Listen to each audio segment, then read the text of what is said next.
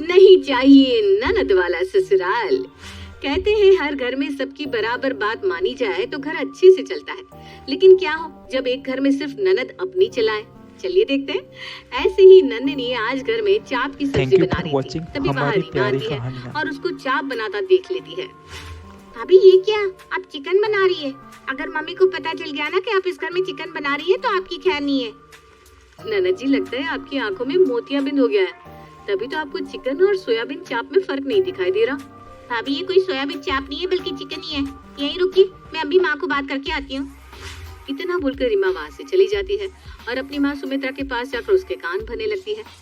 माँ, आपको पता भी है आपकी पीठ के पीछे इस घर में क्या बन रहा है? नहीं तो बेटा, बताओ क्या बन रहा है? मुझे तो बहू ने बताया था वो आज कुछ अलग सब्जी बना रही है। कोई अलग सब्जी नहीं बना रही वो, बल्कि हमारे धर्म को भ्रष्ट कर रही है। आज तक इस घर में चिकन नहीं बना, लेकिन वो महारानी इस घर में चिकन बना रही है। चिकन? क्या बकवास कर रही हो रीमा तुम? इस घर में चिकन? नहीं, वो इस घर में चिकन बना ही नहीं सकती, क्योंकि उसे भी पता है कि इस घर में चिकन कोई नहीं खाता। अरे माँ, इस घर में कोई नहीं खाता, लेकिन वो तो खाती है ना। तुम कहना क्या चाहती हो कि नंदिनी घर में चिकन बना रही है? नहीं तो क्या। अगर आपको मेरी बात पर विश्वास नहीं है तो चलकर खुद किचन में देख लीजिए।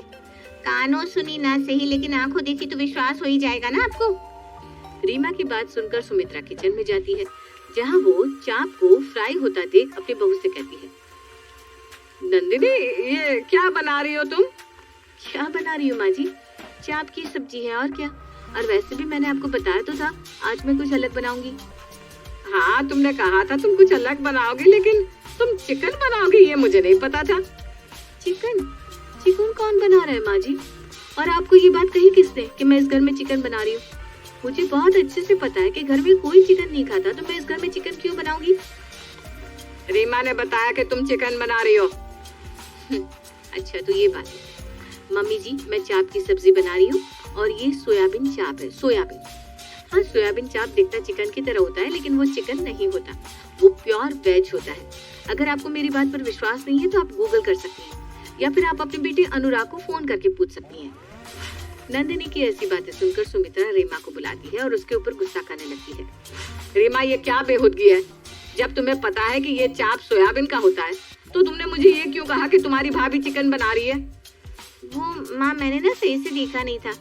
हो सकता है मेरे सही से ना देखने पर मुझे कोई गलतफहमी हो गई हो। रहने दीजिए माँ जी, ननद जी से तो हमेशा गलतियाँ होती ही रहती हैं, इसलिए मुझे ना आदत हो गई है, और यही वजह है कि मैं ननद जी की बात का बुरा नहीं मानती। आप डाइनिंग टेबल पर इंतजार कीजिए, मैं अभी थोड़ी देर में खाना लगाती हूँ। नंदिनी की बात सुनकर रीमा और सुमित्रा दोनों ही डाइनिंग टेबल पर चली जाती है और कुछ देर बाद नंदिनी अपनी सास और ननद के लिए खाना लगाती है। खाना खाने के बाद अब सब लोग अपने अपने कमरे में चले जाते हैं। देर रात अनुराग घर आता है। अनुराग को देख नंदिनी उसके लिए खाना लगाती है और कुछ देर बाद वो कहती है, अनुराग जी, हमारी टीवी बहुत ज्यादा पुरानी हो चुकी है, कभी कभी तो हमारी टीवी चलते हुए ही बंद पड़ जाती है, क्यों ना हम एक अच्छी डिजिटल टीवी ले ले। नंदिनी, तुम बोल तो बिल्कुल सही रही हो, लेकिन अभी मुझे समझ में नहीं आ रहा मैं टीवी खरीदूं या रीमा की शादी की सोचूं, क्योंकि तुम जानती हो ना उसकी शादी में भी हमें उसे दहेज देना होगा। आपकी बात बिल्कुल ठीक है अनुराग, लेकिन हम कब तक अपने घर का पुराना टीवी बार बार ठीक करवा कर देखेंगे? एक तो हमारे घर में वो छोटा सा टीवी, ऊपर से माँ जी को चश्मा भी लगा हुआ है। हाँ, तुम्हारी बात है सही, लेकिन तुम ये भी तो सोचो ना कि रीमा भी शादी लायक हो गई है, हमें उसकी शादी करनी होगी। वैसे भी मैंने रीमा के लिए एक रिश्ता देखा है, माँ से कल ही इस बारे में बात करूंगा। नंदिनी और अनुराग आपस में बात कर रहे थे और उनकी आपस की ये बातें दूर खड़ी रीमा सुन रही थी। अच्छा, तो मुझे इस घर से निकालने की बात की जा रही है। कोई बात नहीं, भैया माँ से शादी के बारे में बात करें उससे पहले मैं ही माँ के कान भर दूंगी। इतना बोलकर रीमा अपनी माँ सुमित्रा के पास चली जाती है और एक बार फिर अपनी माँ के कान भरने लगती है। माँ, आपको पता भी है आपकी बहू आपके बेटे के कान भर रही है। क्या बकवास करती रहती है रीमा तुम, मुझे तो अब तेरी बात पर विश्वास ही नहीं होता। और भला बहू अनुराग के कान क्यों भरेगी? अनुराग मेरा इकलौता बेटा है और वो इस घर की इकलौती बहू, तो उसे उसके कान भरने की जरूरत ही नहीं है। अभी भैया इकलौते नहीं हुए हैं माँ, अभी मैं हूँ इस घर में, इसलिए मुझ पर भी ध्यान जाता है भैया का। और अगर आपको मेरी बात पर विश्वास नहीं हो रहा ना, तो आप खुद ही भैया से पूछ लेना कि भाभी इस घर में टीवी की बात कर रही थी या नहीं। भाभी इस पुराने टीवी को बेचकर नया टीवी लाना चाहती है, वो भी डिजिटल।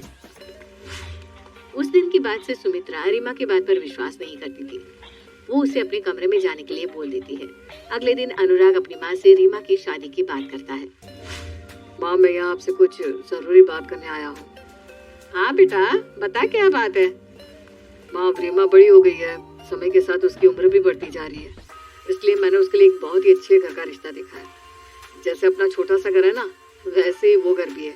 एक भाई और 2 बहन, पर लड़का बहुत अच्छा है, काफी अच्छा कमाता है। एक बार आप देख लो, फिर मैं आगे बात करता हूँ। बेटा, मेरे देखने से क्या होगा, रहना और पसंद करना तो रीमा के ऊपर ही है ना। अब वो इस शादी के लिए हाँ करेगी तो ही तो शादी होगी।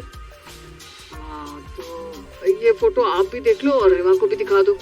लड़का बहुत अच्छा है माँ, कमाता भी बहुत अच्छा है, अच्छी फैमिली है, और मैं यकीन के साथ कह रहा हूँ कि रीमा इस लड़के के लिए मना नहीं करेगी। सुमित्रा अब लड़की की फोटो दिखती है।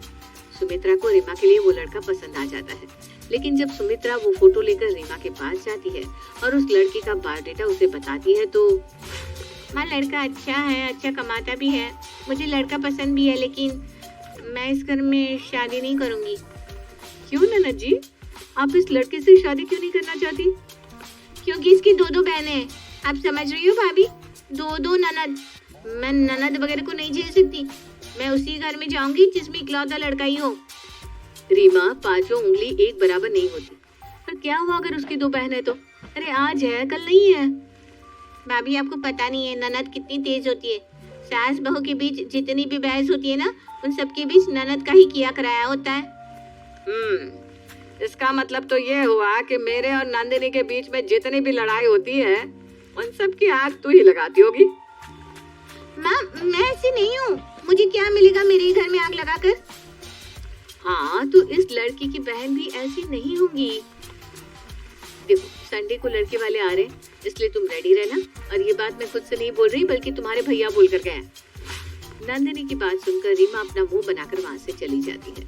शाम को नंदिनी अनुराग से कहती है, अनुराग जी, मैं क्या कह रही थी कि अब तो नंदिनी का रिश्ता भी पक्का हो जाएगा। अब उसकी शादी के लिए हम सामान लेंगे, तो क्यों ना हम अपने घर के लिए भी टीवी ले लें। अब कल को मेहमान आएंगे तो उनके सामने ये छोटा सा टीवी अच्छा थोड़ी ना लगेगा। नंदिनी की बात सुनकर अनुराग उसकी बात से सहमत होता है और अगले ही दिन वो एक बड़ा और महंगा टीवी लेकर आ जाता है अपने घर में।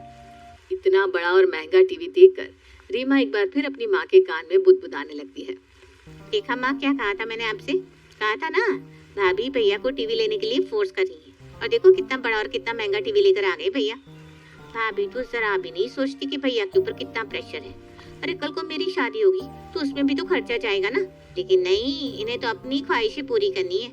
अगर भैया टीवी नहीं लाते तो क्या बिगड़ जाता? रीमा की बात सुनकर सुमित्रा को गुस्सा आता है और वो गुस्से में अनुराग से कहती है, अनुराग, तूने इतना महंगा टीवी क्यों लिया और किसे दिखाने के लिए तू इतना महंगा टीवी लेकर आ गया? माँ जी, आप अनुराग जी पर इतना गुस्सा क्यों कर रही है?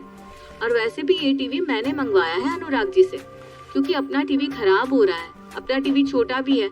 इस संडे जब लड़के वाले हमारी रीमा को देखने आएंगे तो अजीब नहीं लगेगा इस छोटे टीवी के सामने बैठने में उन्हें? बहू, हमारी जितनी चादर होती है ना, हमें उतने ही पैर फैलाने चाहिए। और तू ये कैसे भूल गई कि कल को रीमा की शादी होगी, उसमें हमें दहेज भी देना होगा। अगर तू इसी तरह मेरे बेटे पर हर चीज के लिए प्रेशर बनाती रहेगी तो हम रीमा की शादी कैसे करेंगे? अपनी सास की ऐसी बातें सुनकर नंदिनी के दिल को बहुत ठेस पहुंचती है और वो ना चाहते हुए भी अब बोल पड़ती है, माँ जी माफ करना, पर आज पहली बार मैं आपको जवाब दे रही हूँ। ये जो टीवी आप देख रही है ना, हाँ, मैंने अनुराग जी को कहकर मंगवाया है, उनके पैसे से मंगवाया है। लेकिन आप बार बार जो ये बात कह रही है ना कि रीमा की शादी, तो मैं आपको बता दूं कि रीमा की शादी के लिए मैं अपनी एफडी तोड़वा रही हूँ। और ये टीवी मैंने अपने शौक के लिए नहीं, बल्कि इस घर की शोभा बढ़ाने के लिए मंगवाया है। अरे हमारे पास इतना बड़ा घर है लेकिन एक टीवी नहीं है। अगर मैंने एक टीवी मंगवा लिया तो कौन सा गुनाह कर दिया? नंदिनी के मुंह से ये सब जानकर रीमा और सुमित्रा को अपने कहे हुए शब्दों पर शर्मिंदगी महसूस होती है, जिसके बाद सुमित्रा अपनी बहू से माफी मांगती है और रीमा भी अपनी हरकतों के लिए अपनी भाभी से माफी मांगती है और चुपचाप इस शादी के लिए हाँ कर देती है। समय गुजरता है और गुजरते समय के साथ रीमा की शादी हो जाती है, जहाँ उसकी एक नहीं दो ननद थी।